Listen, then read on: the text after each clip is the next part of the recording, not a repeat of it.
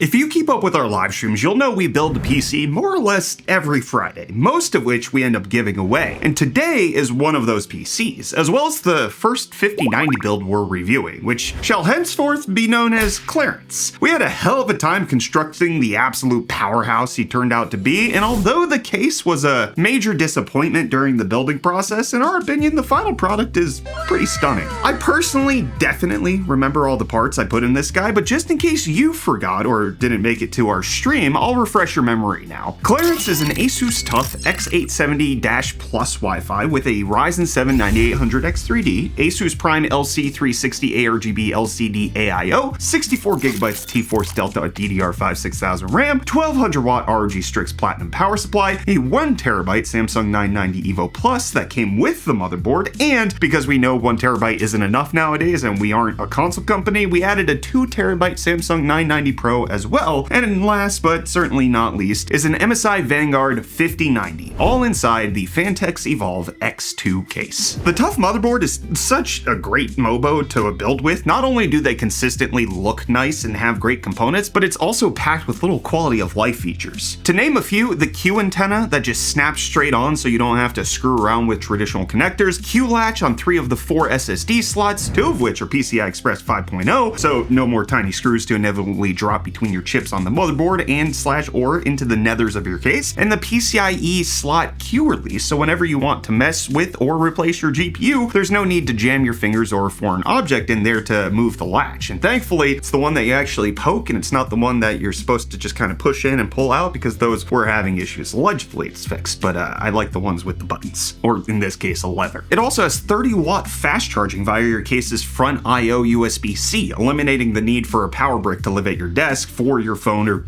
other devices. The 9800X3D, it's kind of the best option out there for gamers. It's a processor we all know and love. It has 8 cores, 16 threads, boosts up to a max of 5.2 GHz, has 96 megabytes of L3 cache, and a 120 watt TDP. The AIO does an amazing job cooling, keeping the CPU a nice cool 68 degrees Celsius under gaming loads, and has a nice-ish 2.3-inch LCD screen too. Although I'm sorry to state, the screen is only customizable in the most technical sense. I expected it to use Asus's Armory Crate device manager software, which controls the system RGB, fan curves, and overclocking, and have a bunch of options, but no, it wanted to be special and have its own standalone driver/app, so I somewhat reluctantly installed it, only to find out it's not even an app. There's no GUI, it just lives in the system tray, and when you right-click on it, there's a button to choose between CPU or GPU info and to cycle through 3 different themes. So while it does cool really well, if you're going to spend the $160+ on it and really want a screen, you're better off spending a few more doubloons and getting a Lee & Hydro Shift or Corsair IQ Link Titan. The RAM and SSDs work exactly as expected, with the RAM going up to 6,000 megatransfers with the cast latency of 38. The Pro and Evo Plus SSDs get read-write speeds of up to 7386 and 6823 and 7022 6198 megabytes per second respectively. That's Pro read-write, then Evo read-write, just in case it wasn't clear. And while it feels weird, as we've built with and given away a few, as mentioned at the beginning, this is our first time actually testing and reviewing the 5090 for the channel. For the specs, it's got 21,760 CUDA cores, which is just over 5,000 more than the 4090 and over double the 5080. It's got 680 TMUs, 176 ROPs, 32 gigabytes of GDDR7 memory with a 512-bit bus width, taking it from the 4090's 1.01 terabyte per second bandwidth all the way up to 1.79 terabytes per second. That's 8 Call of Duties.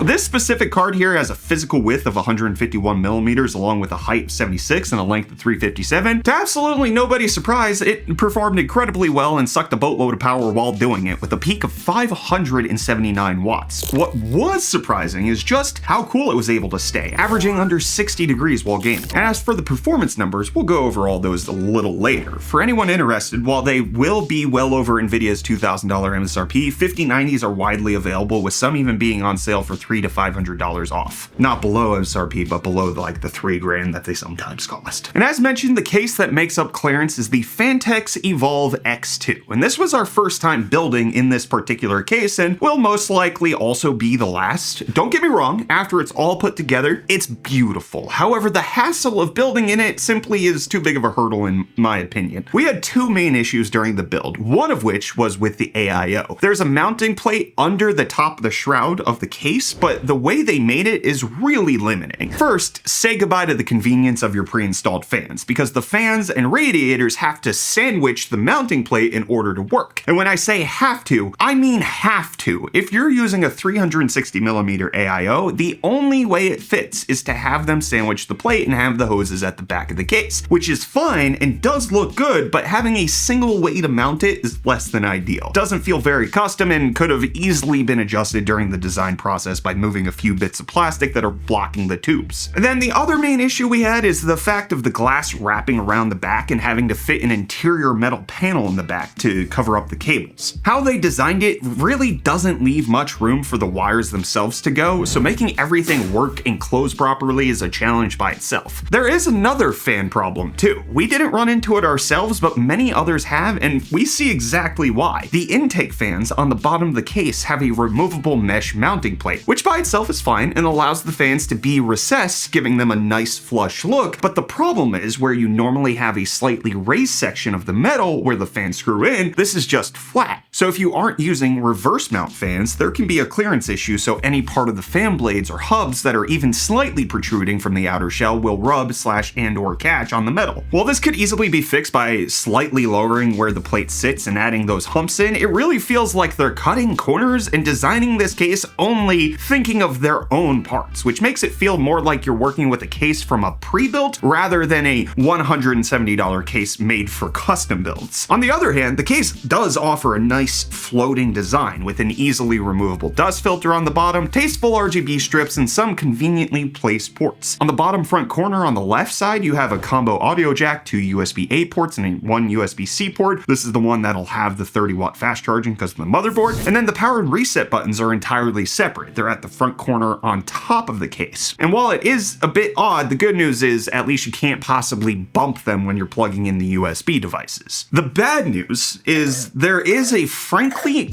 unacceptable amount of not so great feeling plastic around the case, including the entire top panel. The main chassis is steel, but basically anywhere you can touch that isn't glass is plastic, which depending on how often you fondle your PC, this may or may not be a big deal to you. It's just another disappointing design choice for a case this expensive. And I've had the issue where if I pick it up from the bottom and I don't have my hands mounted appropriately, the plastic stand, because yes, this is plastic, not metal, will flex. Yeah, you can see it right there. If you pick it up like that, it's just gonna compress and it does not feel good. Apart from all of that, it does support rear connect motherboards, can fit a 7th fan in the back, has 8 expansion slots, fits up to a 380mm long GPU, and either 3 2.5-inch drives and 2 3.5-inch drives, or 5 2.5-inch and 1 3.5-inch. The whole case comes in at 31.3 pounds empty and has a fairly standard mid-tower dimensions, about 9 inches wide, 23.15 inches tall, and 17.87 inches deep. And now, without further ado, it's number time. We ran 4 synthetic benchmarks. 3D Mark Steel Nomad got a score of 14,301, Passmark got 15,633 overall, 39,968 for the CPU, 1,514 2D, and 44,099 3D scores. Cinebench got a single core score of 131 and multi-core score of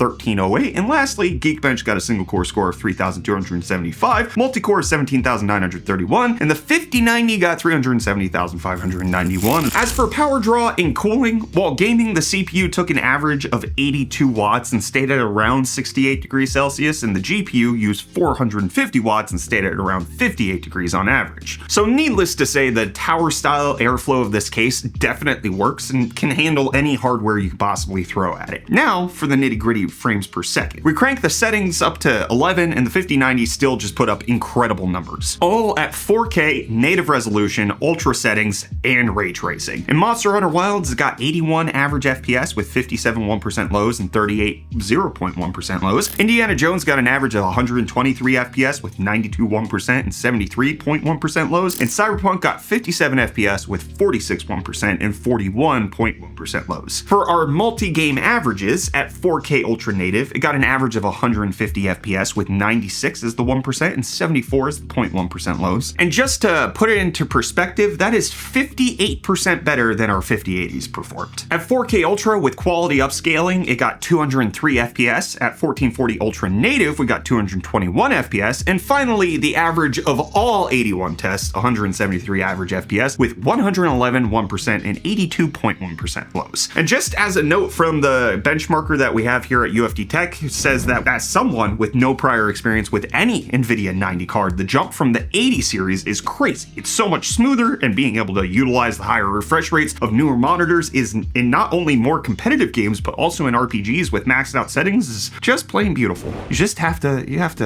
pay for it, because everything that makes it that beautiful experience does come with a cost though. The price tag for clearance lands right around $4,500, with 2,800 bones of that being the 5090 alone. And while the price is unavoidable for this caliber of PC and the parts give solid value, here's what we would change about this build. First has got to be the case. The design is unique, but the build quality just isn't there for the price. Instead, we'd go with another fish tank case like the Leanly 011 Evo or the NZXT H9 Flow, or you could potentially go for wood with the Fractal North XL. Next, we would probably change the AIO. Asus sent this one to us a while ago. We finally got around to using it in a build, but don't get me wrong, there's nothing really anything to improve on cooling wise, so if that's your only concern, it's a 10 out of 10, but with the limited customization, unless you have a teal, gray, or white theme, as previously mentioned, I'd go with one that's more customizable, like the Leanly Hydro Shift or Corsair IQ Link Titan. And regarding the GPU, there's no substitution for a 5090 thanks to AMD, so just get whichever one you think looks the best. And I don't have any other reason to change the power supply, motherboard, or CPU, so they all get to stay. Unless you're doing more than gaming and need the extra cores of the 9950X3D, of course. There's also nothing wrong with the RAM, but you could spend an extra $30 to boost it to 6400 megatransfers and reduce the cast latency to 34. How much that would improve gaming? Very little, but it could potentially give you some edge case improvements. And lastly, if you're building this yourself, you could simplify the storage solution. Unless you get a combo deal for an SSD like we did, you could just stick with a single 2 or 4 terabyte Samsung 990 or something like a WD Black SN850X. So while the case does look immaculate when it's all said and done, the hassle of undoing pre-installed fans of the AIO due to a